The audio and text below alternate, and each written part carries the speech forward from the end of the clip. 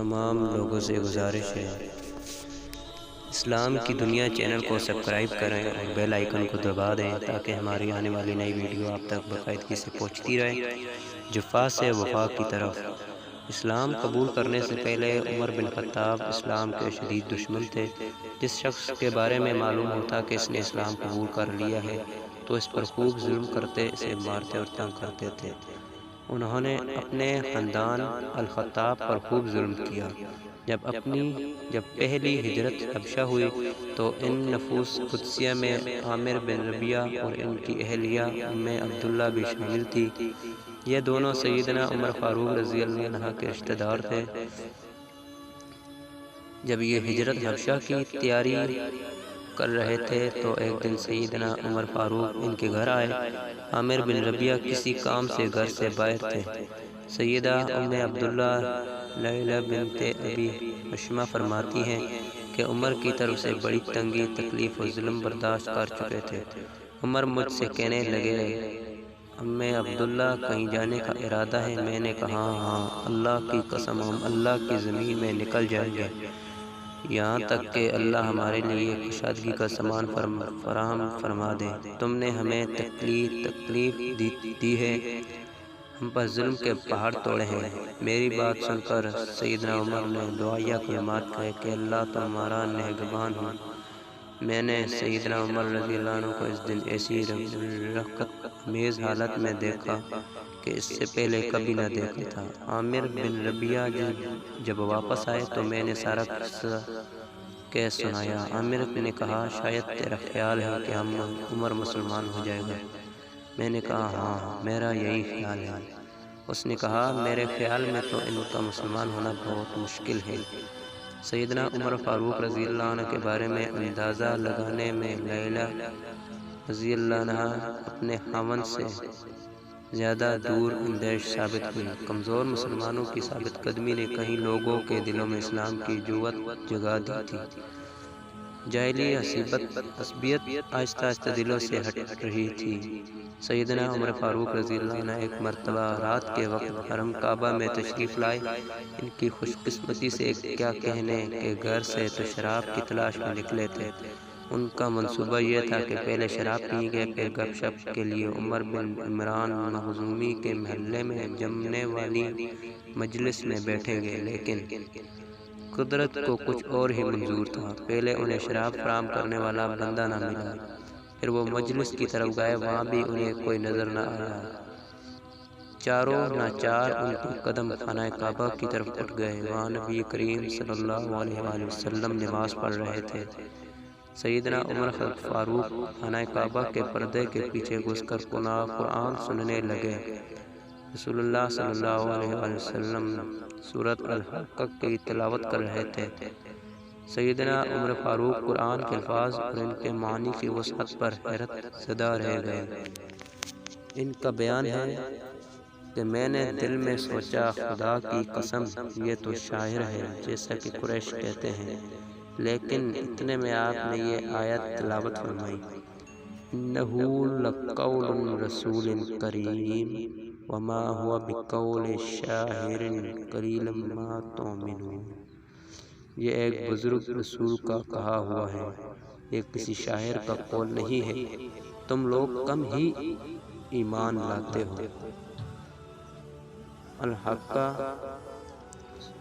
40 سے 41 کا ترجمہ کیا گیا ہے۔ سیدنا عمر فاروق رضی اللہ عنہ کہتے ہیں، میں نے اپنے دل میں کہا شاید یہ کوئی کاہن ہے، لیکن اتنے میں آپ نے یہ آیت تلاوت فرمائی، وَلَا بِقَوْلِ كَاهِنٍ قَلِيلًا مَا تَذَكَّرُونَ تَنزِيلٌ مِّن رَّبِّ الْعَالَمِينَ۔ یہ کسی کاہن کا قول نہیں، تم لوگ کم ہی نصیحت قبول کرتے ہو، یہ تو رب العالمین کی طرف سے نازل شدہ ہے۔ الحاقہ 42 سے 43 آیت کا ترجمہ بیان کیا گیا ہے۔ سیدنا عمر فاروق رضی اللہ عنہ کا بیان ہے کہ اسی وقت سے میرے دل میں اسلام جاگزیں ہونا شروع ہو گیا۔ تمام لوگوں سے گزارش ہے اسلام کی دنیا چینل کو سبسکرائب کریں اور بیل آئیکن کو دبا دیں تاکہ ہماری آنے والی نئی نوٹیفیکیشن آپ تک باقاعدگی سے پہنچتی رہے۔